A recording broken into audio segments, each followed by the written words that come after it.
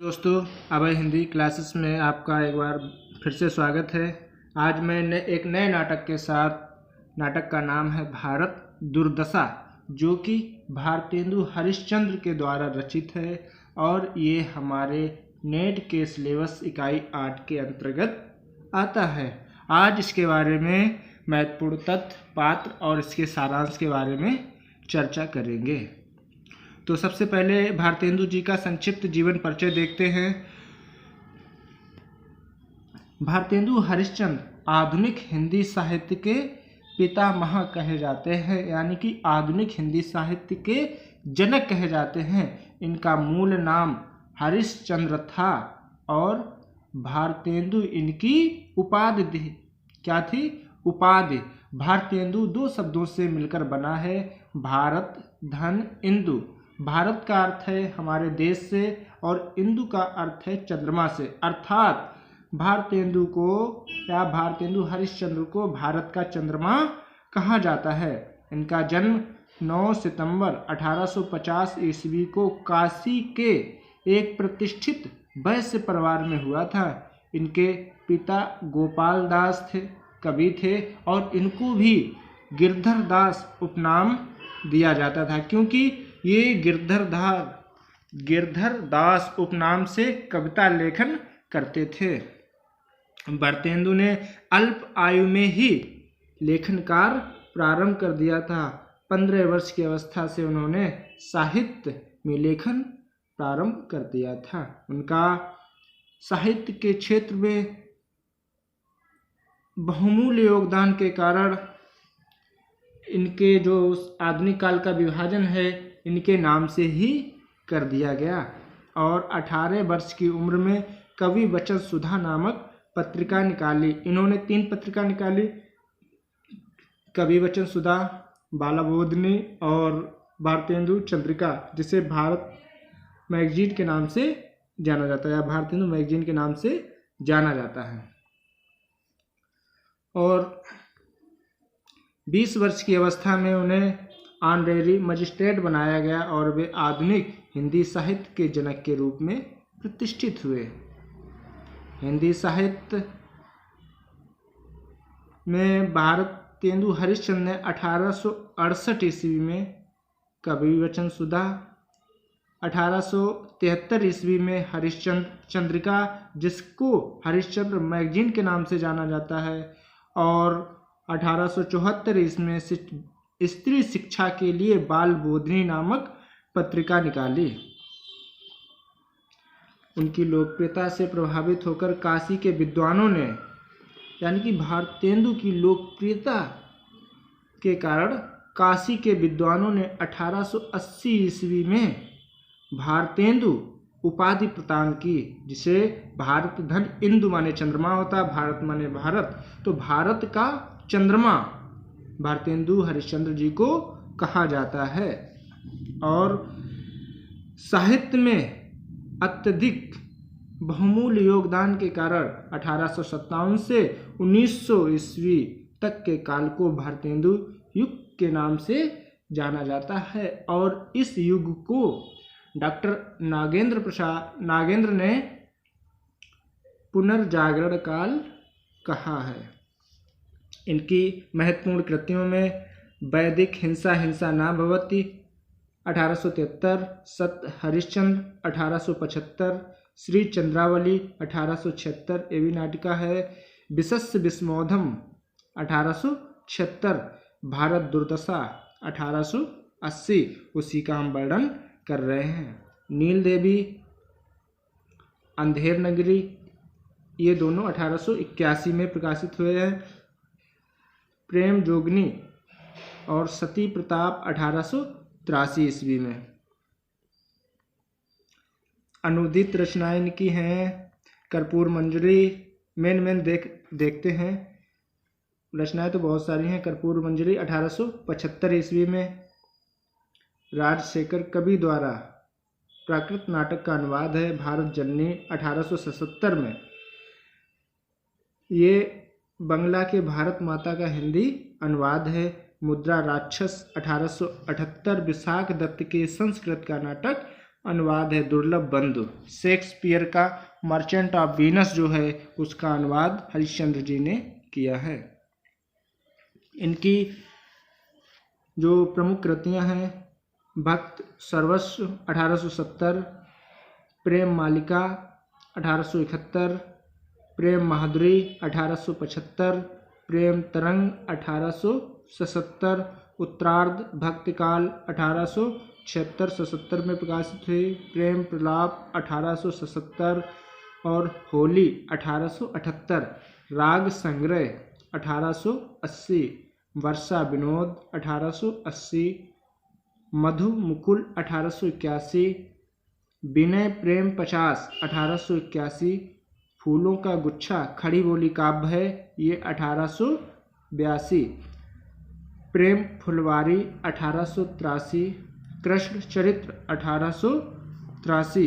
अन्य रचनाएं इनकी दान लीला, तन्मय लीला, नए जमाने की मुकरी, सुमनांजलि, बंदर सभा हास्य व्यंग है, बकरी बिलाप ये भी हास्य व्यंग है। इनके जो नाटक हैं, प्रमुख नाटक कालचक्र, जर्नल, लेवी प्राण लेवी, भारत वर्षोन्नति कैसे हो सकती है ये इनका बहुत प्रसिद्ध नाटक निबंध है, और कश्मीर कुसुम, जातीय संगीत, संगीत सार, हिंदी भाषा, स्वर्ग में विचार। इनकी दो यात्रा वृतांत है, एक सरयू पार की यात्रा और लखनऊ। इनकी कहानी सरयू पार, अद्भुत, पूर्व स्वप्न, पूर्ण प्रकाश चंद्रमा उपन्यास है इनका, पूर्ण प्रकाश और चंद्रप्रभा इनका उपन्यास है, आत्मकथा, एक कहानी कुछ आप बीती और दूसरा है कुछ जग बीती। इस नाटक के महत्वपूर्ण बिंदुओं के बारे में चर्चा करेंगे जो कि एग्जाम की दृष्टि से बहुत महत्वपूर्ण है। भारत दुर्दशा जो नाटक है ये 1880 ईस्वी में भारतेंदु हरिश्चंद्र के द्वारा रचना की गई थी। यह राष्ट्रीय चेतना का पहला हिंदी नाटक माना जाता है। कैसा? राष्ट्रीय चेतना का पहला हिंदी नाटक।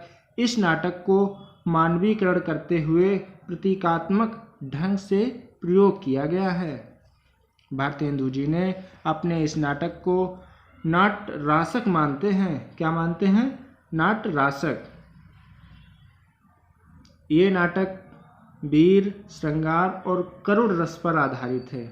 इस नाटक में भारतेंदु जी ने प्रतीकों के माध्यम से तत्कालीन भारत की स्थिति का वर्णन किया है।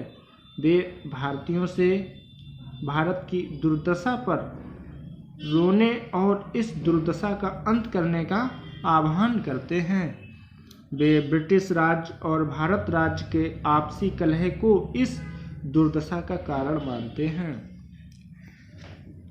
इस नाटक के जो प्रमुख पात्र हैं, योगी, भारत, भारत भाग्य, आशा, बुद्धिजीवी। वर्ग नाटक के 5वें अंक, किताब खाना, सभापति, बंगाली, महाराष्ट्रीय, एडिटर, कवि, एक देसी महाशय और दूसरा देसी महाशय। विलेन में कौन कौन है?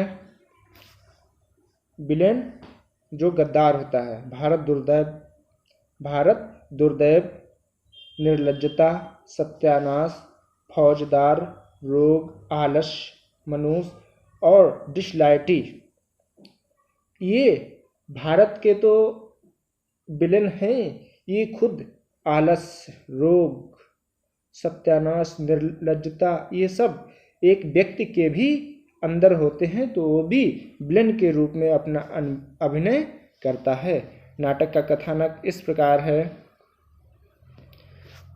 इस नाटक में भारत प्रमुख पात्र है।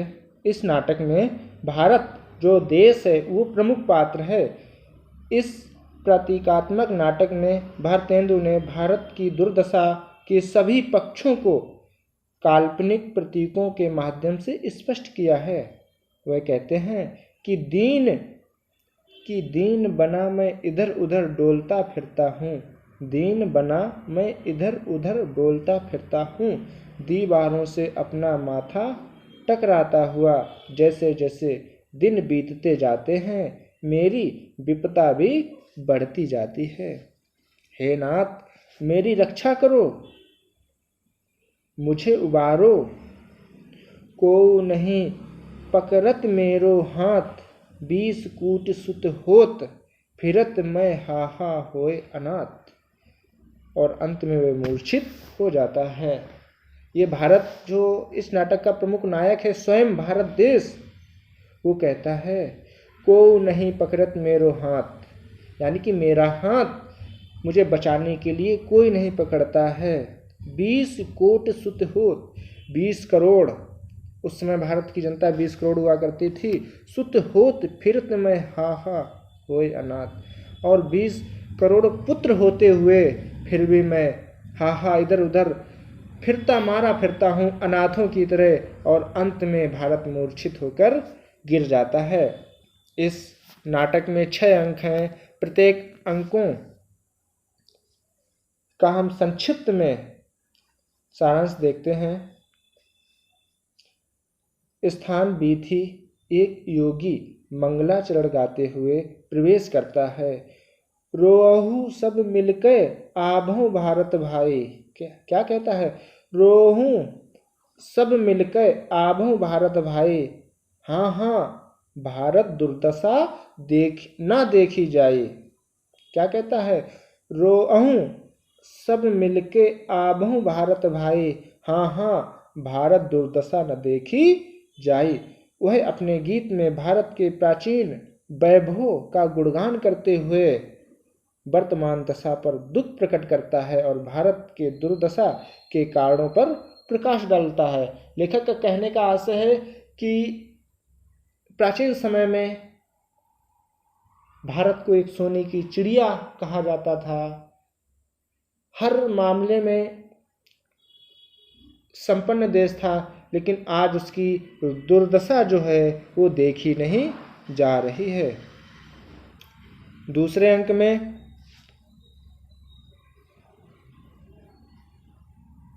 में भारत दीन भारत बिलख बिलख कर अपनी दुर्दशा का वर्णन करके मूर्छित होता है।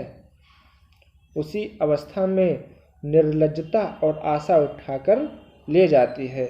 दूसरे दृश्य में क्या है कि भारत है अपनी दुर्दशा को देखकर बिलख बिलख कर रोता है और मूर्छित हो जाता है। उसी अवस्था में आशा और निर्लज्जता उसे उठाकर ले जाती हैं। तीसरे दृश्य में भारत दुर्दैव भारत की दुर्दशा और अपनी सफलता पर प्रसन्न होता है। चौथे अंक में पुनः भारत दुर्दैव रोग, आलस्य, मदिरा, अहंकार आदि की सहायता से भारत की रही सही दशा को भी नष्ट करने की योजना बनाता है। कहने का आशय है जो भारत दुर्दैव है, जो इस नाटक का एक प्रकार से खलनायक कह सकते हैं, विलन कह सकते हैं, वो भारत की तो दशा वैसे भी खराब है, लेकिन वो क्या प्लान करता है, क्या योजना बनाता है कि भारत में रोग, आलस्य, मदिरा, अहंकार आदि की भावना जो है मानव जाति में फैलाकर भारत की अभी तक जो स्थिति थोड़ी बहुत सही है उसको भी नष्ट करने की योजना बनाता है। पांचवें अंक में 7 सभ्यों की कमेटी भारत दुर्दैव से भारत की रक्षा के उपायों पर विचार करती है। उसी समय डिसलाइटी प्रवेश कर सबको गिरफ्तार कर ले जाती है।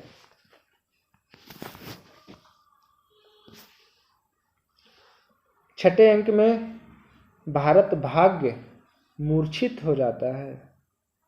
जो भारत भाग्य है मूर्छित भारत को जगाने का प्रयत्न करता है। वह उसे प्राचीन गौरव की स्मृति दिलाता है कि अंग्रेजी राज्य में उन्नति की संभावनाओं पर प्रकाश डालता है और जब उधर से भी उसकी आशा नष्ट हो जाती है तब वह अंत में निराश होकर सीने में कटार मार लेता है और नाटक समाप्त हो जाता है। लेखक ने यहाँ इस नाटक के जो प्रमुख उद्देश्य हैं उनको बताने का प्रयास किया है। जो नाटक का प्रमुख उद्देश्य है, तत्कालीन उस समय की वर्तमान जो स्थिति थी, दुर्दशा थी, उसको दिखाने एवं दुर्दशा के कारणों को कम कर दुर्दशा वालों का यथार्थ चित्रण उपस्थित करना है। व्यंग इस नाटक का प्रधान गुण है। समाज व्यवस्था, धर्म व्यवस्था, सरकारी व्यवस्था, देशवासियों तथा समाज सुधारकों सभी पर तीखे व्यंग दिखाई देते हैं। इसमें भारतेंदु जी राजभक्ति तथा भारत का धन विदेश जाने की चिंता साफ साफ नजर आती है। अंग्रेज राज सुख साज सजे सब भारी, पैदन विदेश चली जात इतह अति ख्वारी। दोस्तों, हमारा वीडियो कैसा लगा कमेंट में ज़रूर बताना।